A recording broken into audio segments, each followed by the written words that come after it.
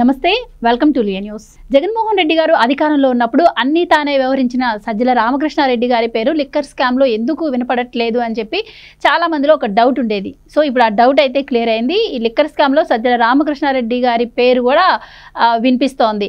ఏదైతే ఈ చెవిరెడ్డి భాస్కర్ రెడ్డిని డబ్బును ఇన్ఛార్జీలకి పంచి కొంత మిగిలిన డబ్బును వెనక్కి పంపారని, అది సజ్జల దగ్గరకు వచ్చిందని చెప్పి కూడా మరి సిట్ అధికారులు ఇన్ఫర్మేషన్ సేకరించారు. సో ఈ ప్రచారాల్లో నిజమెంత, మరి ఇందులో నిజంగానే సజ్జల రామకృష్ణారెడ్డి ఇన్వాల్వ్మెంట్ కూడా ఉంటుందా? ఒకవేళ ఉంటే ఆయన్ని కూడా మరి అధికారులు విచారణకు పిలుస్తారా?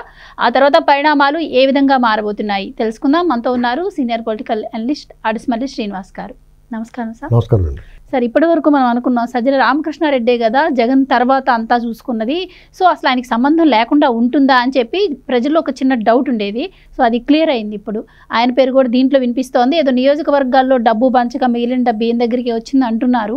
సో ఇవి ప్రచారాలేనంటారా, వీటిలో వాస్తవం ఉండే అవకాశం ఉంటుందంటారా? ఇప్పుడు ఆ వచ్చిన డబ్బు ఎవరో ఒకళ్ళు ఇద్దరు హ్యాండిల్ చేసేలా ఉండదండి. ఇప్పుడు జగన్మోహన్ రెడ్డి కూడా ఉన్న వాళ్ళు ఎవరైతే ఉన్నారో, సజ్జల రామకృష్ణారెడ్డి, అజయ్ కల్లం రెడ్డి, సుబ్బారెడ్డి, చెవిరెడ్డి భాస్కర్ రెడ్డి, కరుణాకర్ రెడ్డి, రాజ్ కసిరెడ్డి, ఇలాంటి బ్యాచ్ అందరూ దాన్ని హ్యాండిల్ చేశారు.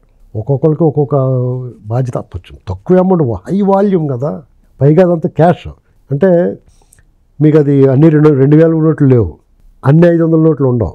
అందులో 100 ఉంటాయి, 50 ఉంటాయి, 20 ఉంటాయి, 10 కూడా ఉంటాయి. అంటే ఇన్ని వేల కోట్లు ఇంత చిల్లర డినామినేషన్లో ఎంత ఈ రూమ్ నిండా పడేస్తే కూడా 10 రూపాయలకి వెళ్తాడు, 50 కోట్లు ఉండదు, 10 కోట్లు ఉండదు. ఈ రూమ్ నిండా కుక్కెత్తే కూడా అలాగే మరి ఎంత వాల్యూమ్ ఉంటుంది, అది ఒకడు మొయ్యగలడా అని చేత అందరి దగ్గర పెడతారు. అలా ఒక పార్టు ఎవరో చెవిరెడ్డి భాస్కర్ రెడ్డి పెట్టిన దాంట్లో అతను దొరికింది ఒక పార్టు. ఇలా ఇంకా ఎంతమంది దొరుకుతారు. రాష్ట్రంలో ప్రతి జిల్లాలోనూ ఒకటి ఉంటుంది వీళ్ళ బొక్సం, అంటే ఒక ఖజానా ఉంటుంది వీళ్ళది. మళ్ళీ ఒక్కో ప్రాంతానికి ఒక మెయిన్ ఖజానా ఉంటుంది, మెయిన్ ట్రెజర్. ఇలాగా ఈ ఒక్క మద్యం దాంట్లోనే వీళ్ళ దగ్గర విపరీతమైన వాల్యూమ్లో డబ్బు ఉంటుంది. దాని కంటైనర్ల ద్వారా ఎంత పంపించగలుగుతాడు, పంపించినంత పంపించారు.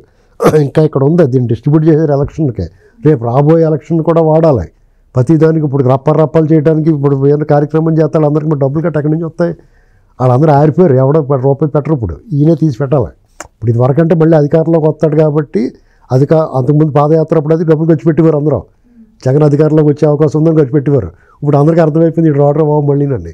అంటే ఆ వాతావరణం సృష్టించడానికి మనం డబ్బు అవసరం ఉంది. కాబట్టి మీకు సజ్జల రామకృష్ణారెడ్డి జగన్ మీద అభియోగాలు ఉన్న అన్ని నేరాల్లోనూ ఇతను ఒక వాటాదారుడే, 1-2 కాదు. ఆఖరికి సర్వేరాళ్ళ మీద అతను మొగం వేశారు కదా, దాంట్లో కూడా ఇతను రంగులేసిన దాంట్లో, తీసిన దాంట్లో, అన్నిట్లో కూడా ఇతను నేరస్తుడు, సహనిందితుడే. వీళ్ళు అలా చేర్చాలి. అలా చేర్చకపోబట్టి అతను మీరు మళ్ళీ వస్తే ఈ సంగతి చూస్తే ఇలాంటి మాటలు మాట్లాడుతున్నాడు.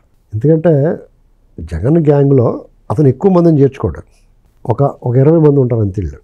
అందరూ రెడ్లు ఉంటారు, మిగతా వాళ్ళు ఎవరిని చేర్చుకోడు. వాళ్ళే శోభ్రం కొలగొట్టేస్తారు. వాళ్ళు ఈ అవినీతిలోనూ డబ్బులు వచ్చి దాంట్లో వాళ్ళు ఉంటారు. వాళ్ళని తిట్టి దాంట్లోని ఇప్పుడు పేరు నాని మాట్లాడుతున్నాడు చూసారా, పేరు నాని ఇలాంటి పనికిమాల వాళ్ళు అందరినీ పెట్టుకుంటారు. వాళ్ళు తొనులు తింటారు అన్నమాట. రేపు గవర్నమెంట్ మారితే వీళ్ళ చేత తొనులు తింటారు. వాళ్ళు ఎవరో వంశీ, కొడాలి నాని, వాళ్ళు బుర్రలేదు, వాళ్ళు బుద్ధి లేదు వాళ్ళకి. అతను ఏదో చెప్తాడు, మాట్లాడతారు తెంగరాళ్ళని. ఈ పేరు నానికి ఇప్పుడు ఏదో అవసరమా? పవన్ కళ్యాణ్ గురించి విమర్శిస్తాడు ప్రెస్ మీట్. అంబటి రాంబాబు ఒకడు. వీళ్ళంత బుద్ధిహీనులు, వివేక శూన్యులు ఇంకెవరో ఉండరు. ఒకడు కూడా శ్రీకాంత్ రెడ్డి ఎందుకు మాట్లాడతలేదు, పెద్దిరెడ్డి ఎందుకు మాట్లాడలేదు, ఈ సజ్జల రామకృష్ణ వీళ్ళు అందరూ మాట్లాడచ్చు కదా, మమ్మల్ని ఎందుకు మాట్లాడమంటావు? ఒకటి మేము మాట్లాడితే వాళ్ళు కూడా ఒకటి మాట్లాడాలి అని ఎందుకు అంటలేదు? అయితే సార్, దీంట్లో ఇప్పటికీ చెవిరెడ్డి భాస్కర్ రెడ్డి గారు అరెస్ట్ అయ్యారు. ఆయన బిహేవియర్ మనం చూస్తూనే ఉన్నాం. అధికారులకు సహకరించకుండా వాళ్ళని బెదిరిస్తున్నటువంటి పరిస్థితి. మరి ఇప్పుడు సజ్జల రామకృష్ణారెడ్డి గారిని కూడా ఆయన విచారణకి పిలుస్తారంటారా? మరి దీని తర్వాత అసలు అతను కూడా అలాగే మాట్లాడతాడు. వాళ్ళు అంటే వీళ్ళు ఏమనకండి వదిలేయండి అని వాళ్ళు ఉంటారు. వీళ్ళ పైకి ఎందుకు చూస్తారో మీకు నాకు పీపీ అవుతుంది అంతే. ఇది పరిస్థితి. చంద్రబాబు నాయుడు గారు ఎంత కష్టపడుతున్నారో, పవన్ కళ్యాణ్ గారు వాళ్ళు ఎవరు ధైర్యం సడలకుండా మేము మళ్ళీ కలిసే ఉంటామని ఎన్నిసార్లు చెప్పినా పాపం చాలా బాగా మాట్లాడుతున్నాడు. గొడవలు వద్దరు బాబు, మేము కలిసి ఉంటాం, మీరు ధైర్యంగా ఉండండి అని చెప్తున్నాడు. మీరు ధైర్యంగా ఉండండి అని చెప్తే కాలు పాము చుట్టేసుకుంటుందో పక్క నుంచి మాకు, మీరు ధైర్యంగా ఉండమన్నా కానీ ఎలా ఉంటారు వీళ్ళు? ఇప్పుడు అక్కడ ఉన్న వాళ్ళకి మీరేం భయపడకంటారు, మేము ఉన్నామని చెప్తున్నారు. కానీ పావులు తేళ్ళు తిరుగుతున్నాయి, కాళ్ళు చుట్టేసుకుంటున్నాయి పావులు. మరి జనాలు భయం మీద ఆ భయం తీయకుండా వాళ్ళందరినీ తొలగించకుండా ఇది భావన ప్రజల్లోని. ఇది తొలగించాలి మీరు అర్జెంటుగా. ఇది హితవు చెప్తున్నాం మేము. ఈ హితవాక్యాన్ని వినాలి, అర్జెంటుగా నిర్ణయాలు తీసుకోవాలి. దబ్బిడి వేసేయాలా కొన్నాళ్ళ పాటు, ఒక 6 నెలల పాటు అందరికన్నా. ఇంకొద్దండి బాబు ఆపేయండి అని మీ క్యాడర్ చెప్పాలి మీకు. అప్పుడు దాకా దొరివేసేయాలి వాళ్ళకి. వాళ్ళు కాదు వద్దంటారు, వాళ్ళు ఎప్పుడు వద్దంటారు. మీ క్యాడర్ ఏదైతే మిమ్మల్ని అట్టుకొట్టున్నారు పెట్టమన్నారు వాళ్ళందరూ కూడా ఇంక చాలండి బాబు వదిలేండి బాబు వీళ్ళు చెప్పి ఎత్తిమేళాలి మిమ్మల్ని. అలా రౌండ్ వేసేయాలి వాళ్ళకి. చెవిరెడ్లు అయితే ఎంత ధైర్యం అండి, ఎలా మాట్లాడతాడో. వీరుడైన వాడు చెడ్డవాడైనా వీరుడి దగ్గరికి వెళ్దాం అనుకుంటారు. వాడు క్రూరుడైనా వాడు రక్షణలో ఉండాలనుకుంటారు. మీరు అభద్రతాభావంతో మంచివాడు పరిపాలించినా కానీ అభద్రతాభావం ఉన్నప్పుడు వాళ్ళకి మనశ్శాంతి ఉండదు.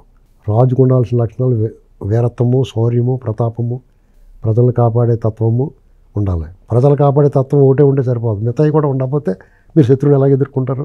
శత్రురాజును తుదముట్టించి రాజ్యాన్ని కాపాడగలిగినోడే చక్రవర్తి అవుతాడు. ఆ చక్రవర్తి పాలన ఉండాలని కోరుకుంటారు.